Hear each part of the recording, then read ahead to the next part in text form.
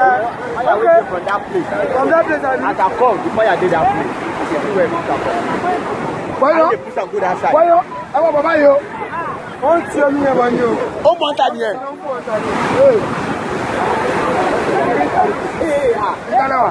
Itala don't buy. They don't want to see me. I know the video. No, no, this. Oh, no,